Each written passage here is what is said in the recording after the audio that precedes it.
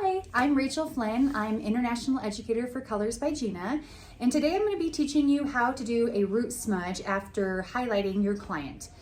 After we're done with that root smudge, I'm going to follow up with some fun beachy waves and how to do some pretty finishing. A lot of people really love those curly waves right now. Just a fun, easy way to end your style to showcase those beautiful highlights that you've done.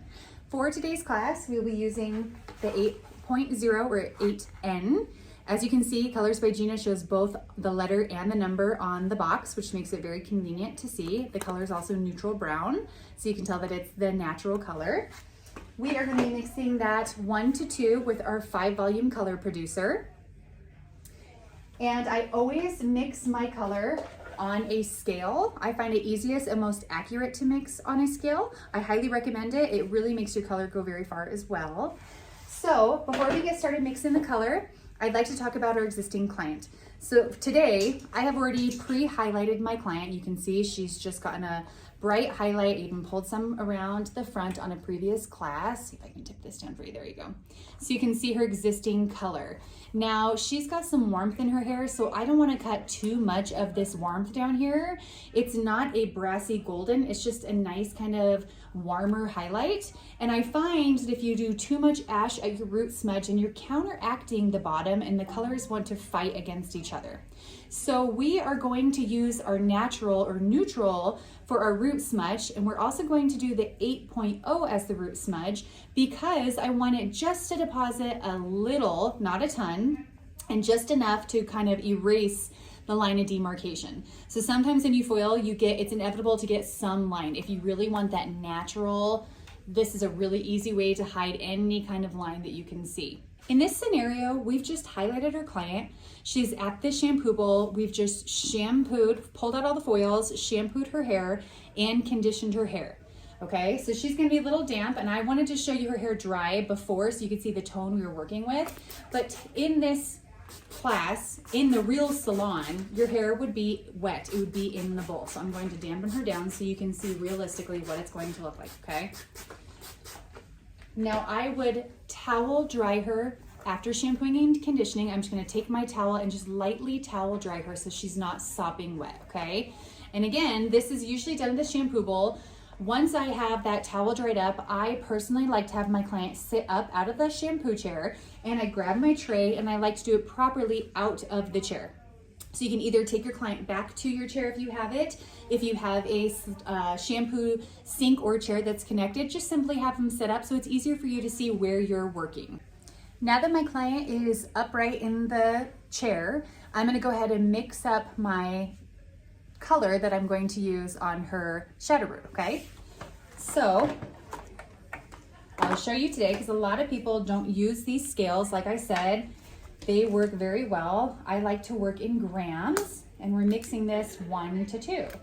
I find that about 20 grams for an entire head is plenty for the shadow root. So since she only has a partial, I don't really need to go all the way in those back sections. That's something else that a lot of people wonder, well, how much do I need? How much should I do? I'm really just trying to buffer those lines right around the top so that it just really softens and grows out really gently. So you really only need enough color to cover those new highlights that you just did. You don't need to do underneath because we didn't create any new lines down there. I have 15 grams of my 8.0, and I'm going to mix that with the 5 volume color producer because I just want deposit only, and I'm going to double it. So now I'm going to do 30 grams of my 5 volume color producer, which then equals 45 grams total. Okay. Now that I have my color mixed up, I'm going to go ahead and apply, and I'm only smudging just that little like 1/4 inch of new growth. And I tend to work quick when doing this because I'm only going to leave this on for 3 to 5 minutes. So I don't want to go too far down, but I also want to get just enough on there quickly so that when I'm done, I haven't deposited too much in areas that I don't want to see. Now, if you want a little bit lighter around this front area, you can work on the front last. If your clients want to see a little bit brighter around there, apply the color last in that section.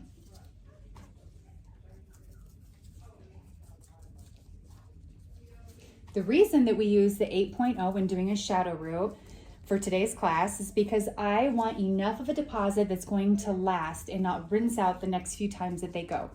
A lot of people like to choose their 9 or even 10, which you can do, but over time we know that 3 to 5 minutes with that color sitting on the client is not enough time for it to last as much as they probably want to see it on their hair. So I find that the 8 deposits a little bit more in the 3 to 5 minutes, leaving long-lasting results. The reason why Colors by Gina line does that is because we are a double dye load. That means that we have double pigment in our color, which leaves longer lasting results. We get long lasting, equal results on every application.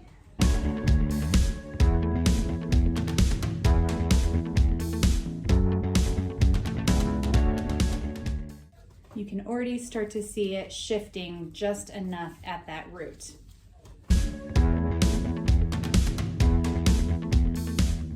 Again, you are avoiding touching any of those ends or pieces you don't want out.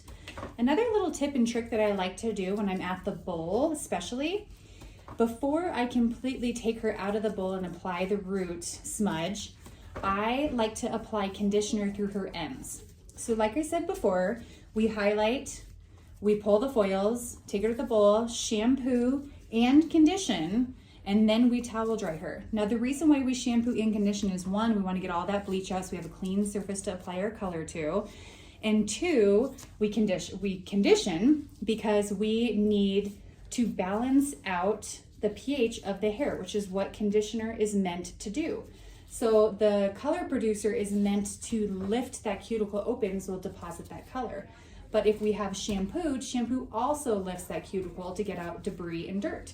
So by shampooing, lifting out the bleach, lightener, and then conditioning, it closes that back down. It leaves us a better surface to apply our color without overblowing open that cuticle. Most people want to skip that step because they don't want to apply shampoo twice and condition twice, but it makes a world of difference on your client's hair and the health and porosity.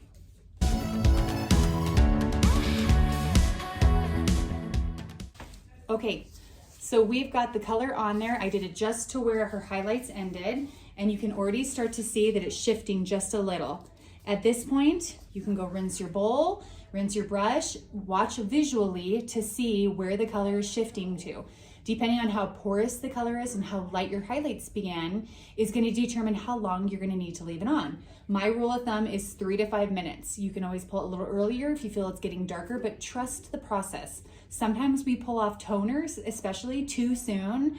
I'm sure we've all been there where you go to rinse a client and you think, oh, it looks perfect, and you rinse it all out and you're like, oh, it could have used a few more minutes. Trust the process. Try to leave it on 3 to 5 minutes and go from there.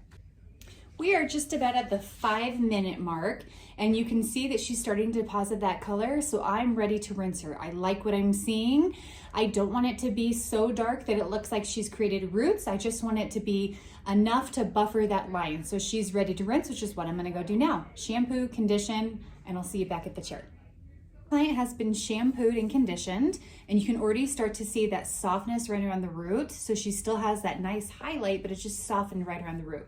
Now I'm gonna go ahead and dry. I'm gonna dry her completely dry, and I'll show you how to do some fun beachy curls on her to showcase this blend.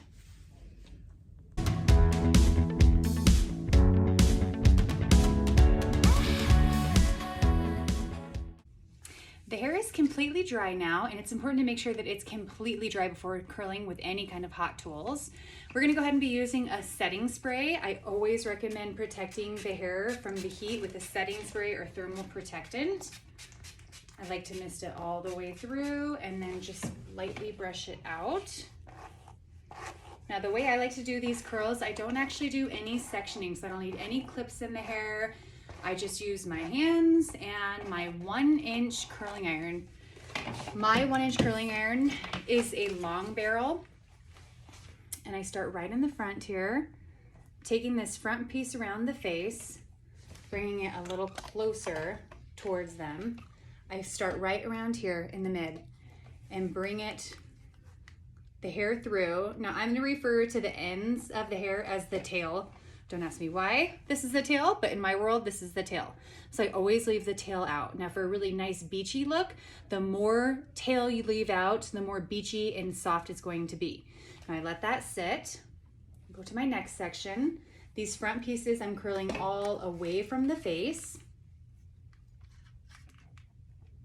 keeping my curling iron vertical, and then slowly kind of pull it down.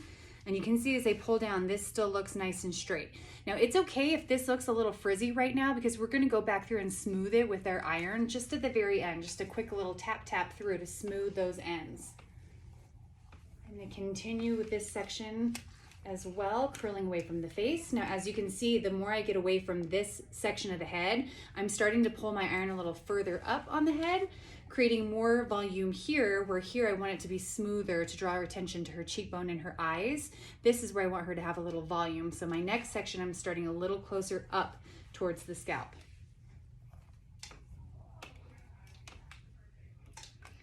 These sections are about 1 inch in diameter and a good chunk long.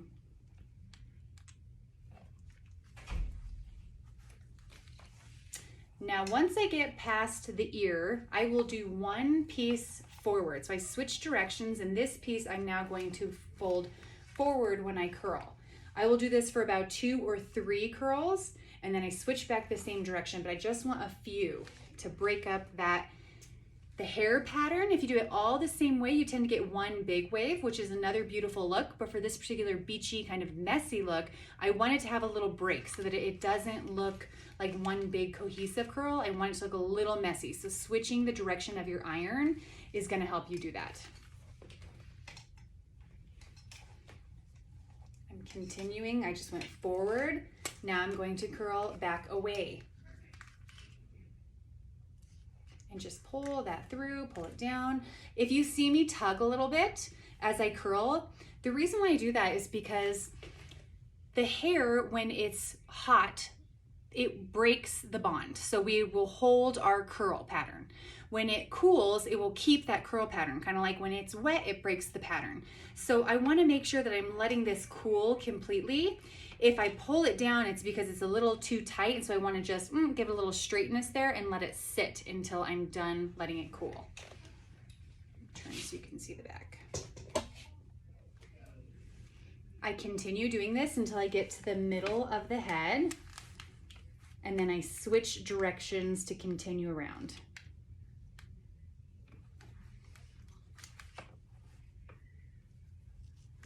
Just about to the middle of the head now. And see, I might tug just to give that little less curl there to pull it down. Now that I've gotten to the back of the head, more centered, I'm going to switch my direction again. So now I want to curl away from the face.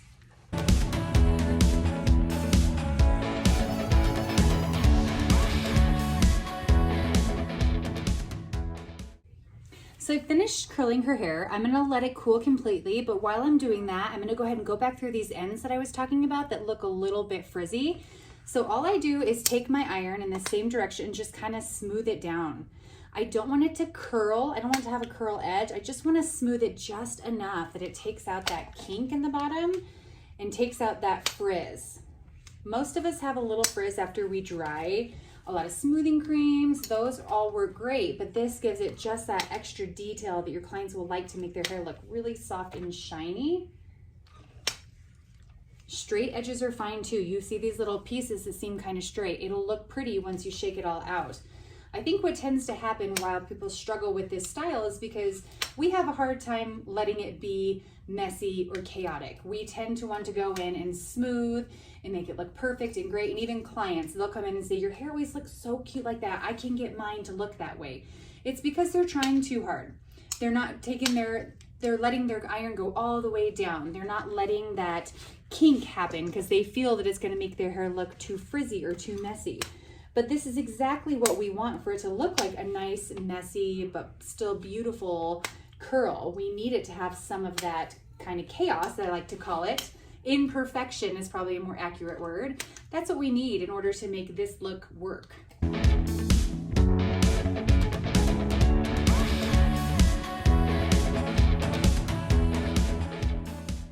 We're gonna let this cool completely.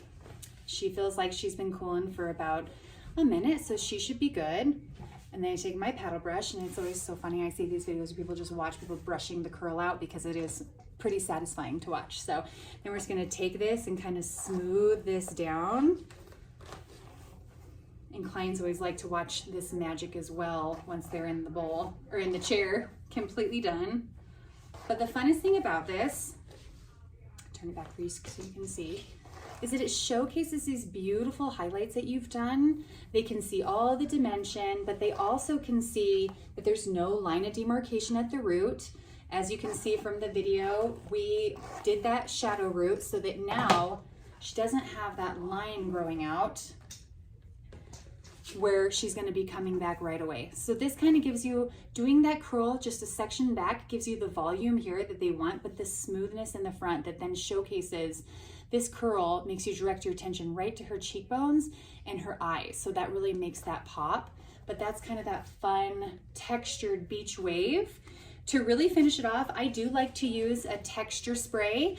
The one that I've been using is just a nice light one to give you some of that texture throughout, kind of softens, but gives it some of that body, some of that kind of grit to hold on to. So you may sprit just a few through the midsections here.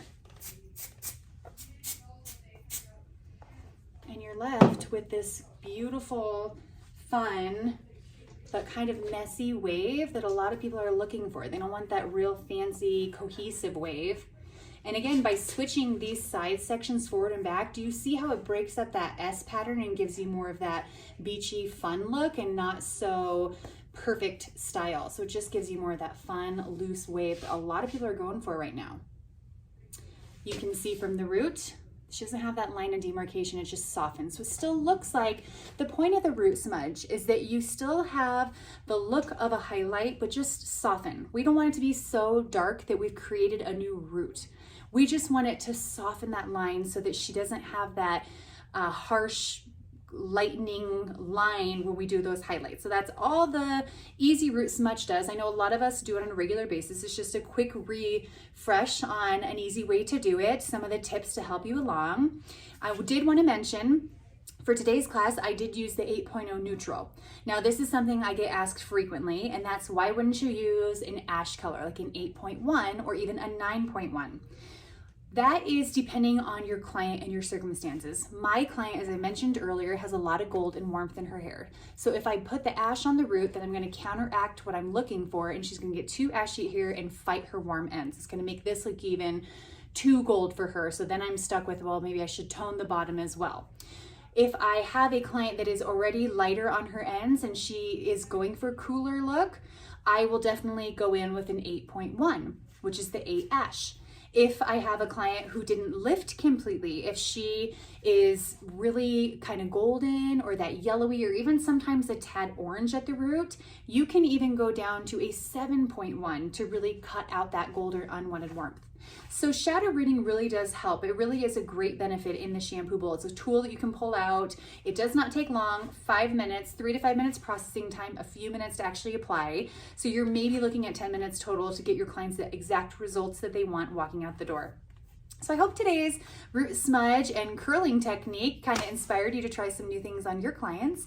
And we appreciate you coming by today to kind of catch up on our class. If you have any questions, feel free to go to Colors by Gina website or our Facebook page, follow along and tag your work. We love to see everything that you guys create. Thank you so much. Have a great day.